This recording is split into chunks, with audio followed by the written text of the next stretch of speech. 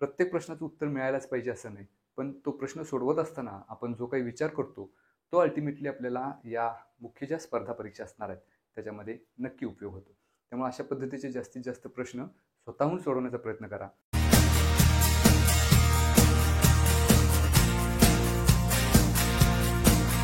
Hello friends, NMMS आणि 8वी scholarship या स्पर्धा परीक्षांसाठी बुद्धिमत्ता चाचणी या विषयामध्ये एक घटक आहे संख्या मालिका.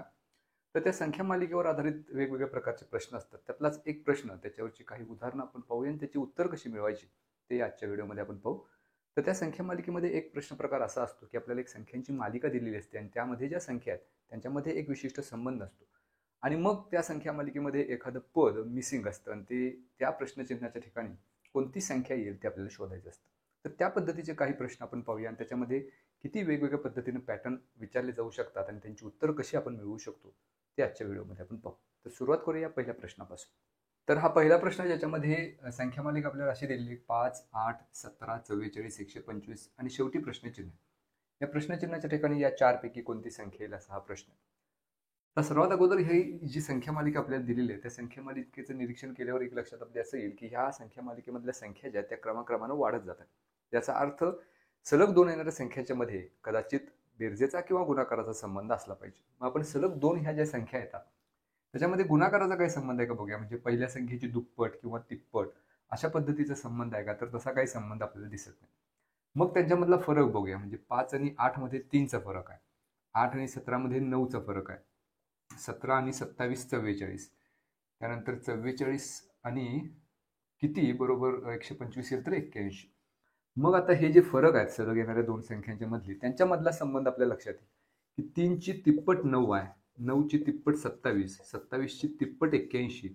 म्हणजे पुढचा जो फरक आहे ती 81ची तिप्पट असली पाहिजे. मग 81ची तिप्पट 243. याचा अर्थ या प्रश्नचिन्हाच्या ठिकाणी जर संख्या आपल्याला मिळवायची असेल तर या 125 मध्ये आपल्याला 243 मिळवावे लागतील. म्हणजे बेरीज येईल 368. म्हणजे प्रश्नचिन्हाच्या ठिकाणी ही संख्या असेल 368 आणि हा पर्याय आपल्याला पर्याय क्रमांक 4 मध्ये दिलाय. त्यामुळे या प्रश्नाचं उत्तर पर्याय क्रमांक 4. हा पुढचा प्रश्न आहे ज्याच्यामध्ये संख्या मालिकेतल्या संख्या आहेत 37, 48, 65. इथं दोन प्रश्नचिन्ह आहेत आणि 120. तर या संख्यांच्या मध्ये फरकाचा जर आपण विचार केला तर 37 आणि 48 मध्ये 9चा फरक आहे, 48 आणि 65 मध्ये 7चा फरक आहे.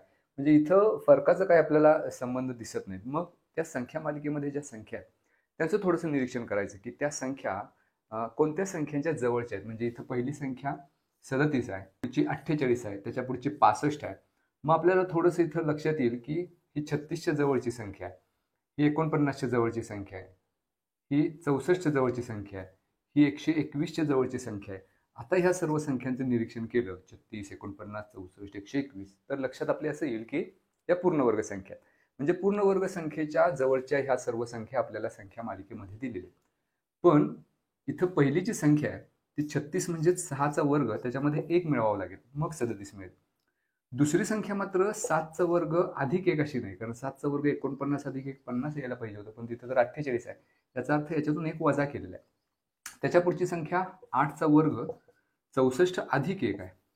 म्हणजे इथं पूर्ण वर्ग ज्या संख्या आहेत त्याच्यापेक्षा 1 जास्त आणि 1 कमी अशा अल्टरनेट संख्या येत जातात.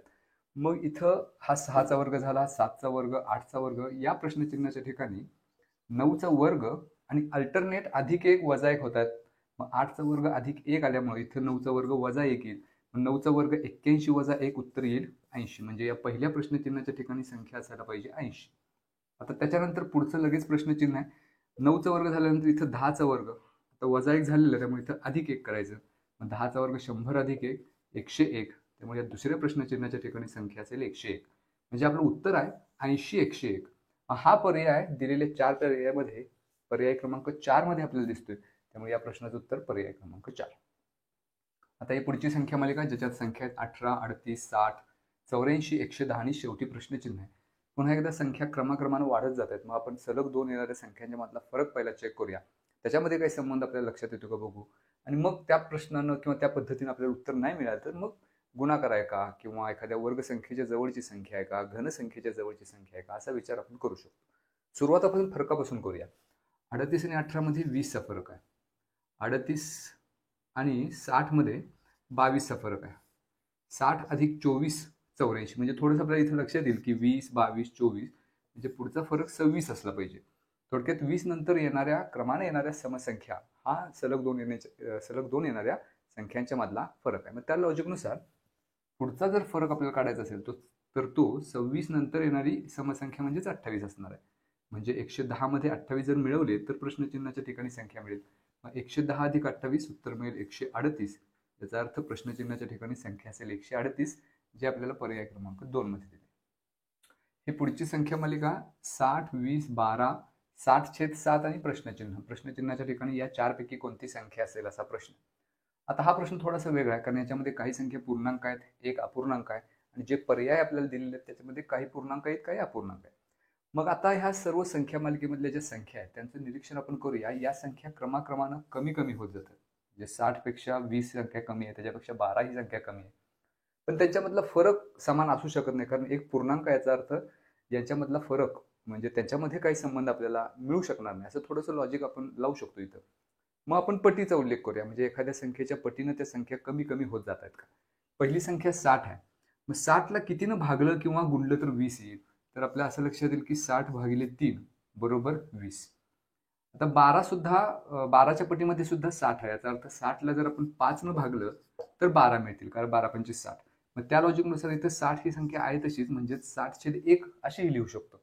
म्हणजे पहिल्या 3 संख्यांच्या मध्ये संबंध आपल्याला असा मिळाला की 60 या संख्येला 1 3 5 भागल्यानंतर या संख्या मिळतात, आणि चौथी संख्या 60/7 आहेच. म्हणजे 1 3 5 7 या सलग येणाऱ्या विषम संख्येने आपण 60ला भागल्यानंतर ज्या काही संख्या मिळतील त्या सर्व संख्या या संख्या मालिकेमध्ये आलेल्या आहेत.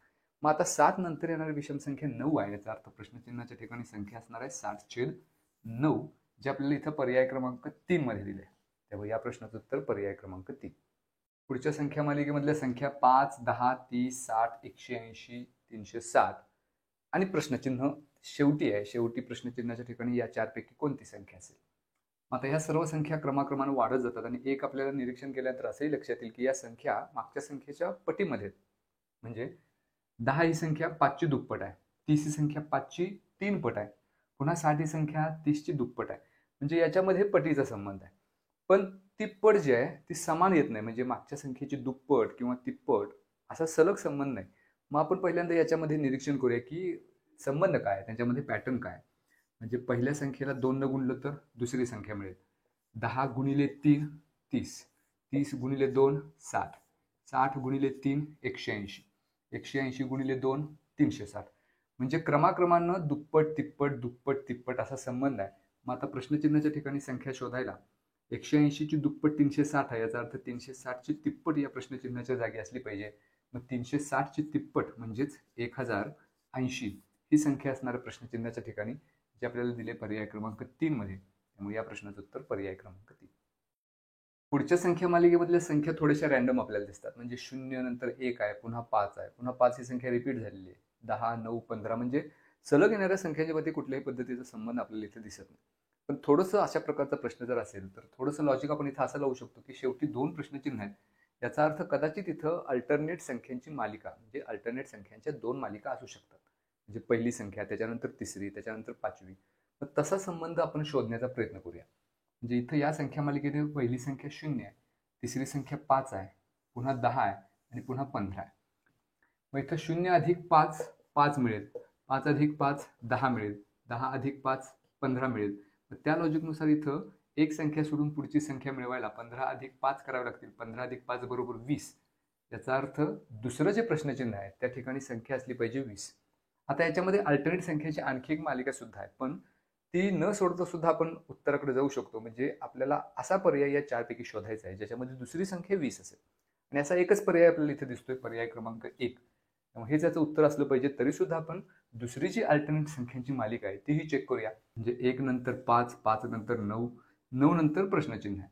मग 1 आणि 5 मध्ये 4चा फरक आहे, 5 आणि 9 मध्ये 4चा फरक आहे. तर 9 अधिक 4 उत्तर येईल 13. त्यामुळे ह्या पहिल्या प्रश्नचिन्हाच्या ठिकाणी संख्या असेल 13, जे इथं पर्याय क्रमांक 1 मध्ये सुद्धा आहेच. त्याचा अर्थ पर्याय क्रमांक 1 हे आपलं ह्या प्रश्नाचं उत्तर. तर अशा पद्धतीने काही वेळेला अल्टरनेट संख्या ज्या आहेत त्यांची सुद्धा मालिका बनवून त्याच्यावर प्रश्न विचारले जाऊ शकतात. ही पुढची संख्या मालिका आहे ज्याच्यामध्ये 2 3 5 5 6 7 8 9 9 11 12 आणि प्रश्नचिन्ह अशा संख्या दिल्यात. मग आता ह्या सर्व संख्या ज्या दिल्यात त्याच्यामध्ये ठराविक क्रम नाही, म्हणजे एकतर संख्या क्रमानं वाढत जात आहेत किंवा कमी होत जात आहेत असा काही संबंध नाही. त्या संख्या पूर्ण वर्ग संख्यांच्या जवळच्या आहेत का, तर तसंही नाही. म्हणजे वेगळ्या पद्धतीचा काही पॅटर्न इथं आपल्याला दिसत नाही. मग आपण विचार थोडासा असा करायचा की अल्टरनेट संख्या यांच्यामध्ये काही संबंध आहे का, म्हणजे पहिली संख्या 2 आहे, त्याच्यानंतर 5, त्याच्यानंतर 6, त्याच्यानंतर 8, इथेही काही संबंध दिसत नाही. कधी कधी अल्टरनेट 2-2 संख्या सोडून सुद्धा संबंध असू शकतो आणि त्या पद्धतीने जी संख्या मालिका तयार होते त्याच्यावर सुद्धा आधारित प्रश्न असू शकतात, जसं की या प्रश्नामध्ये आहे. म्हणजे इथं पहिली संख्या, त्याच्यानंतर दुसरी आणि तिसरी संख्या सोडून चौथी संख्या 5 आहे, त्याच्यानंतर आणखी 2 संख्या सोडून 8 आहे, त्याच्यानंतर आणखी 2 संख्या सोडून 11 आहे. मग आता यांच्यामध्ये संबंध आपल्याला एक लक्षात येईल. 2, 5, 8 आणि 11 फरक 3-3चा आहे. त्याच लॉजिकनं दुसरी, 5वी, 8वी याच्यामध्ये सुद्धा संबंध काही असू शकतो. म्हणजे दुसरी संख्या 3 आहे, त्याच्यानंतर 6, त्याच्यानंतर 9, त्याच्यानंतर 12. म्हणजे इथेही फरक 3-3चा आहे. 3 अधिक 3 6, 6 अधिक 3 9, 9 अधिक 3 12. आपल्याला शेवटची संख्या पाहिजे, म्हणजे शेवटची जी संख्या मालिका आहे ज्याच्यामध्ये ही तिसरी संख्या आहे, त्याच्यानंतर 6वी संख्या आहे, त्याच्यामध्ये 9वी संख्या आहे. आता इथं 5 आणि 7, 7 आणि 9 यांच्यामधला संबंध काय, तर 5 अधिक 2 बरोबर 7, 7 अधिक 2 बरोबर 9. म्हणजे प्रश्नचिन्हाच्या ठिकाणी संख्या जी काही असेल आणि 9 याच्यामध्ये पुन्हा 2चा संबंध, 2चा फरक असला पाहिजे. 9 अधिक 2 उत्तर 11 मिळेल. याचा अर्थ या प्रश्नचिन्हाच्या ठिकाणी संख्या असेल 11, जी आपल्याला इथं पर्याय क्रमांक 1 मध्ये दिली. त्यामुळे या प्रश्नाचं उत्तर पर्याय क्रमांक 1. तर अशा पद्धतीने काही वेळेला 2-2 संख्या सोडून सुद्धा ज्या संख्या मालिका तयार होतात त्याच्यामध्ये अशा पद्धतीचा एखादा संबंध घेऊन प्रश्न तयार केला जाऊ शकतो. तर हे काही सराव प्रश्न. अशा पद्धतीचे आणखी जास्तीत जास्त प्रश्न जिथं कुठं तुम्हाला सोडवायला मिळतील ते सोडवण्याचा प्रयत्न करा. प्रत्येक प्रश्नाचं उत्तर मिळायलाच पाहिजे असं नाही, पण तो प्रश्न सोडवत असताना आपण जो काही विचार करतो तो अल्टिमेटली आपल्याला या मुख्य ज्या स्पर्धा परीक्षा असणार आहेत त्याच्यामध्ये नक्की उपयोग होतो. त्यामुळे अशा पद्धतीचे जास्तीत जास्त प्रश्न स्वतःहून सोडवण्याचा प्रयत्न करा. सोडवून दिलेले प्रश्न पाहिले तर ते तेवढ्यापुरतं तेवढं एकच स्पेसिफिक उदाहरण आपल्या लक्षात राहतं. स्वतः ज्या वेळेला आपण असे प्रश्न सोडवण्याचा प्रयत्न करतो त्यावेळेला त्याचा फायदा आपल्याला परीक्षेमध्ये होत असतो. तर ह्या व्हिडिओमध्ये संख्या मालिकेवर आधारित हे असे काही आपण प्रश्न पाहिले. पुढच्या व्हिडिओमध्ये आणखी एखादा घटक या स्पर्धा परीक्षांशी संबंधित घेऊया, त्याच्यावर आणखी काही प्रश्न पाहू. Thanks for watching.